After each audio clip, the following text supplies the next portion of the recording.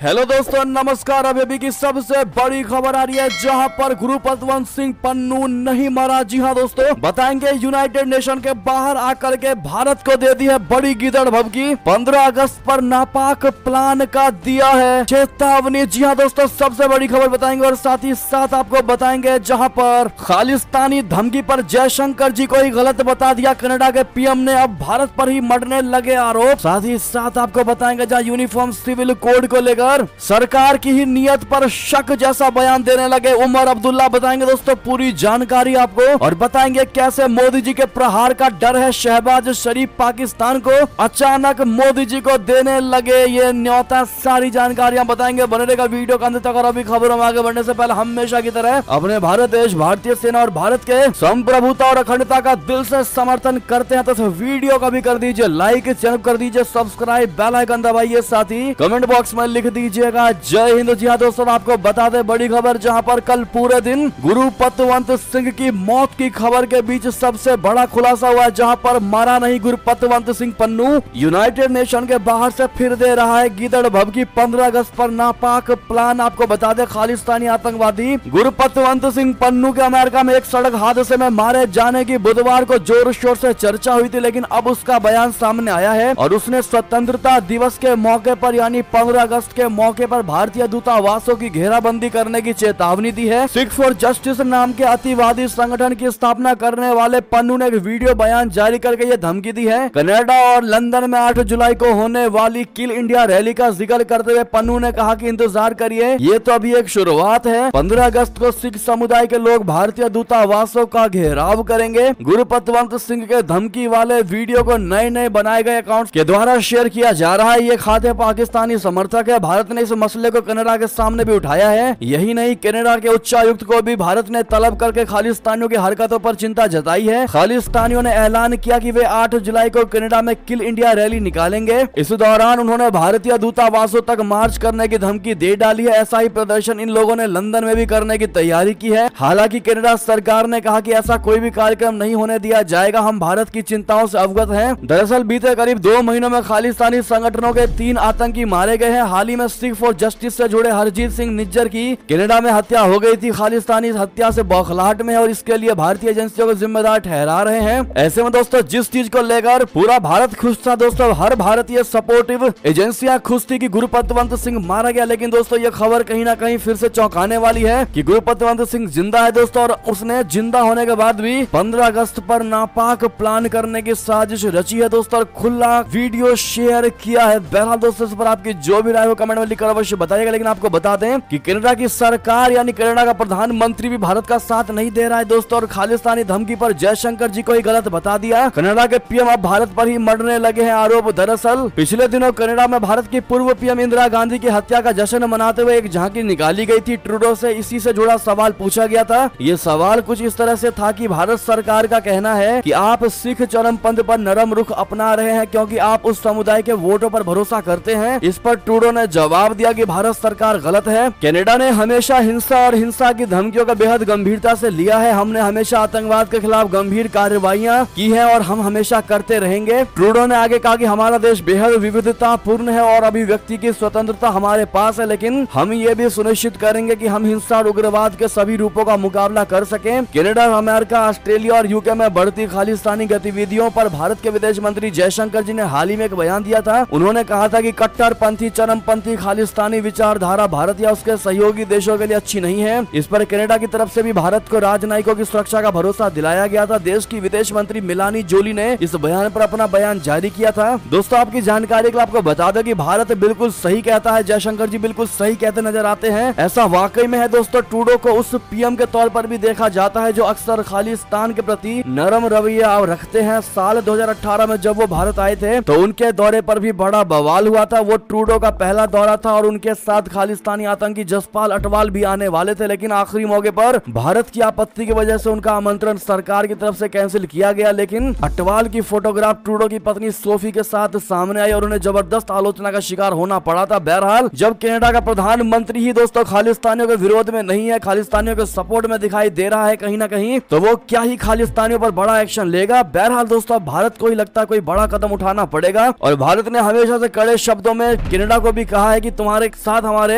रिश्तों में दरारें जरूर आएंगे अगर तुम खालिस्तानियों पर एक्शन नहीं लोगे। तो चलते हैं दोस्तों अगली खबर की तरफ, जहां चाइना की एक और बड़ी हिमाकत पूर्वी लद्दाख में LAC के पास तैनात किए जासूसी ड्रोन से। जी हाँ दोस्तों, अभी की सबसे बड़ी और एक्सक्लूसिव खबर, पड़ोसी मुल्क चीन अपनी हरकतों से बाज नहीं आ रहा है। पूर्वी लद्दाख में सीमा विवाद के बीच ड्रैगन ने भारतीय सीमा की जासूसी करने के लिए अपने अत्याधुनिक WZ-7 विंग लुंग 2 ड्रोन बॉर्डर के नजदीक तैनात कर दिया है। TV9 को मिली एक्सक्लूसिव जानकारी के मुताबिक चाइना ने अपने इस जासूसी ड्रोन की तैनाती ऐसे जगह पर कर दी है जहां से वो भारतीय पूर्वी लद्दाख की सीमा की जासूसी कर सकता है और दूर रहकर सेना की 14वीं कोर और 13वीं कोर की मूवमेंट पर नजर रख सकता है। दरअसल भारत की आर्टिफिशियल इंटेलिजेंस की बढ़ती ताकत ने चाइना के पसीने छुड़ा दिए हैं। चीन के इस जालसाजी के पीछे सबसे बड़ी वजह है कि वो भारतीय फौज से खौफजदा होकर उनकी निगरानी करना चाहता है। एक तरह जहां भारत स्वदेशी ड्रोन की मदद से अपनी ताकत में इजाफा कर रहा है, तो वहीं अमेरिका के साथ हाल ही में साइन की गई ड्रोन डील ने चाइना की रातों की नींदें उड़ा दी है। जी हाँ दोस्तों, और इसीलिए वो हर हाल में भारत की बढ़ती ताकत से परेशान है। और परेशानी का आलम यह है कि चीन ने तिब्बत में शिगात से हवाई अड्डे पर WZ-7 ड्रोन साथ में विंग लुंग 2 ड्रोन की तैनाती कर दी है, जबकि खुफिया जानकारी इकट्ठा करने निगरानी करने वाले अटैकिंग टोही ड्रोन्स को डिप्लॉय कर दिया है। जी हाँ दोस्तों, अगली खबर की बात करते हैं, जहां यूनिफॉर्म सिविल कोड और आर्टिकल 370 पर उमर अब्दुल्ला का जहरीला बयान, कहा सरकार की नियत पर है हमको शक। जी हाँ दोस्तों, नेशनल कॉन्फ्रेंस के उपाध्यक्ष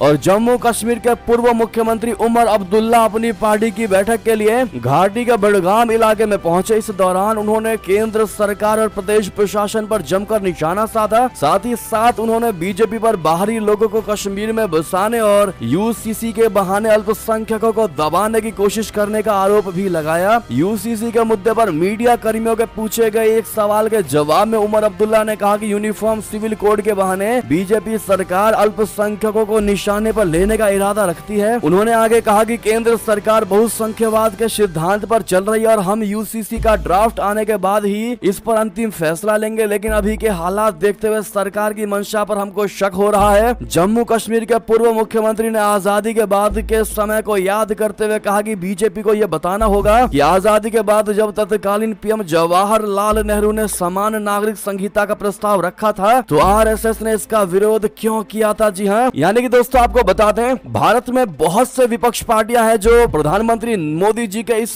समान नागरिक संहिता यानी UCC के समर्थन में उतरे हैं दोस्तों, लेकिन कुछ ऐसे विरोधी भी हैं जो UCC के लिए कट्टर हो चुके हैं दोस्तों। वो बिल्कुल नहीं चाहते कि UCC पूरे भारत में लागू हो। बहरहाल आप लोगों का इस पर क्या जवाब होने वाला होगा दोस्तों, कमेंट में लिखकर अवश्य बताइएगा। आखिर क्यों ये लोग UCC के पीछे पड़े हैं कि वो लागू ना हो पाए, इसके पीछे इनकी सबसे बड़ी मंशा क्या है दोस्तों। आखिर क्या लगता है इनको कि UCC अगर लागू हो गया तो ये क्या चीज खो देंगे जो इसके पीछे पड़े हुए हैं। ऐसे में आपकी राय तो बनती है दोस्तों, और कमेंट में मोदी है तो हर चीज मुमकिन है कहना बिल्कुल मत भूलिएगा। चलते हैं अगली खबर की तरफ, जहां क्या प्रधानमंत्री मोदी जी के प्रहार का है शहबाज शरीफ को डर, उसने भारत को दे दिया CPEC में शामिल होने का न्योता। जी हाँ दोस्तों, आखिर क्या है शहबाज की चाल, आपको बताते भारत ने शंघाई सहयोग संगठन की शिखर बैठक में चीन के BRI परियोजना का खुलकर विरोध कर दिया था। PM मोदी ने साफ कह दिया है कि वो BRI के ही एक हिस्से CPEC पर ड्रैगन और पाकिस्तान को समर्थन नहीं देंगे। भारत के इस विरोध से अब पाकिस्तान के प्रधानमंत्री शहबाज शरीफ बुरी तरह से तिलमिला उठे हैं। शहबाज शरीफ ने कहा कि भारत चाइना पाकिस्तान आर्थिक कॉरिडोर परियोजना में अड़ंगा नहीं डाले। यही नहीं, पाकिस्तानी प्रधानमंत्री ने तो भारत को भी CPEC परियोजना में शामिल होने का ऑफर तक दे डाला, न्योता तक दे डाला। विश्लेषकों के मुताबिक पाकिस्तानी प्रधानमंत्री ने यूं ही ये बयान नहीं दिया है। शहबाज की इस चाल के पीछे कई वजहें छिपे हुई हैं। आपको बता दें, पाकिस्तान के प्रधानमंत्री शहबाज शरीफ ने अपने बयान में भारत को लॉलीपॉप देने की कोशिश की है कि वो CPEC का विरोध करना छोड़ दे और बल्कि इसमें शामिल हो जाए। बकौल शहबाज, भारत CPEC में शामिल होकर इस $62 अरब की इंफ्रास्ट्रक्चर परियोजना का लाभ उठा सकता है। उन्होंने ये बयान SCO शिखर सम्मेलन के ठीक बाद CPEC के 10 साल पूरे होने को लेकर आयोजित कार्यक्रम में दिया। उन्होंने दावा किया कि CPEC परियोजना से न केवल पाकिस्तान बल्कि अफगानिस्तान, ईरान और खाड़ी देश भी लाभान्वित होंगे। ऐसे में दोस्तों पाकिस्तानी PM शहबाज शरीफ को लगता है कि वो फ्री का न्योता दे करके भारत को मन मोह लेंगे, भारत को पटा लेंगे। लेकिन दोस्तों रियलिटी क्या है, शायद शहबाज शरीफ को नहीं पता कि जहां तक शहबाज शरीफ और पूरा पाकिस्तान सोच अपनी खत्म करता है, साथ में चाइना भी जहां तक उसकी सोच खत्म होती है, भारत की सोच वहाँ से शुरू होती है। और शायद इनको नहीं पता कि ये लोग जितना दिमाग लगाते हैं, भारत पहले से ही सोच करके उस मुद्दे को खत्म भी कर चुका होता है। चलते अगली खबर की तरफ, जहां अब तक नहीं थमा रशिया यूक्रेन का युद्ध, अमेरिका का सबसे बड़ा बयान, कहा केवल भारत ही एकमात्र ऐसा देश है जो रशिया यूक्रेन युद्ध को शांत करवा सकता है। जी हाँ दोस्तों, फिर एक बार अमेरिका से भारत के तारीफ में बहुत बड़ा बयान। यूक्रेन में अमेरिका की राजदूत ब्रिजेट ए ब्रिंक ने बुधवार यानी 5 जुलाई को कहा है कि ग्लोबल लेवल पर बढ़ते कद और G20 की मौजूदा अध्यक्षता के साथ यूक्रेन में युद्ध को खत्म करने में भारत अहम योगदान दे सकता है। कुछ भारतीय पत्रकारों के लिए एक विशेष ऑनलाइन ब्रीफिंग में ब्रिंक ने कहा कि अलग अलग ग्लोबल चुनौतियों के समाधान में भारत का नेतृत्व अहम है। अमेरिका की राजदूत ब्रिजेट ए ब्रिंक ने कहा कि ग्लोबल साउथ पर युद्ध के विपरीत प्रभाव को लेकर नई दिल्ली की बढ़ती चिंता इस बात की जमीन तैयार करती है कि वो संकटों को कम करने में भूमिका निभा सकती है। उन्होंने कहा कि अमेरिका स्वतंत्रता और लोकतंत्रों का समर्थन करने के लिए भारत समेत दुनिया भर में अपने सभी साझेदारों और सहयोगियों के साथ काम करने की उम्मीदें रखता है। बहरहाल दोस्तों, अगर आप भी मानते वास्तव में भारत के प्रधानमंत्री नरेंद्र मोदी जी जब चाहे तब रशिया यूक्रेन युद्ध को समाप्त करवा सकते हैं, तो कमेंट में दोस्तों मोदी है तो हर चीज मुमकिन है जरूर कहिएगा। साथ ही साथ ये थी अब तक की सारी बड़ी खबरें। आपको हमारी खबर कैसी लगी? आशा करता हूँ बहुत अच्छी लगी होगी। थोड़ी भी अच्छी लगी है तो इस वीडियो का भी अपने भाई बंधुओं में व्हाट्सएप, फेसबुक, ट्विटर के जरिए इस वीडियो को शेयर जरूर कर दीजिएगा। और अभी कर दीजिए इस वीडियो को लाइक, चैनल को कर दीजिए सब्सक्राइब, बेल आइकन दबाइए। साथ ही कमेंट बॉक्स में लिख दीजिएगा जय हिंद, जय भारत। और यहाँ तक बने रहने के लिए आप सभी का बहुत